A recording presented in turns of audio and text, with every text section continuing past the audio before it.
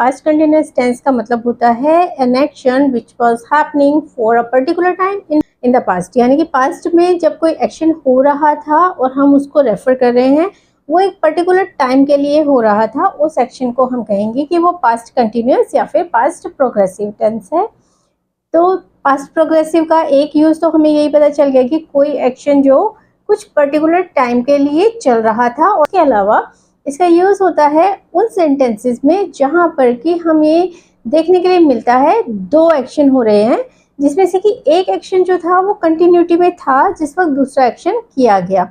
या फिर जो कंटिन्यूटी में एक्शन था वो किसी वजह से इंटरप्ट होता है, तब हम वहां पर भी पास्ट कंटिन्यूअस का यूज करेंगे। इसको ऐसे समझते हैं जैसे कि हम सो रहे थे जब तक कि अलार्म बजा,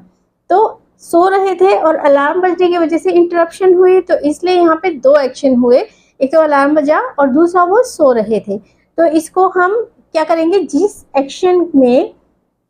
जो कंटिन्यूटी में था, यानी कि जो पहले से हो रहा था, उसको हम करेंगे पास्ट कंटिन्यूअस में, और जिस एक्शन की वजह से इंटरप्शन आई उसको हम सिंपल पास्ट में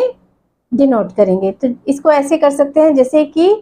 we were sleeping until the alarm rang, तो जब अलार्म बजा तब तक हम सो रहे थे। इसको इस तरीके से हमें यूज करना है, यानी कि जहां पर दो एक्शन होंगे, एक की वजह से दूसरा इंटरप्ट होगा, या फिर एक एक्शन कंटिन्यूटी में था और दूसरा एक्शन उसी वक्त हुआ, जैसे कि जब मैं आया वह पढ़ रहा था, तो आया इससे ही हमें पता चलता है कि सिंपल पास्ट में जाएगा, और वो पढ़ रहा था तो ये हमारा कंटिन्यूअस में जाएगा। तो इस तरीके से हम इन सेंटेंसेस को यूज कर सकते हैं।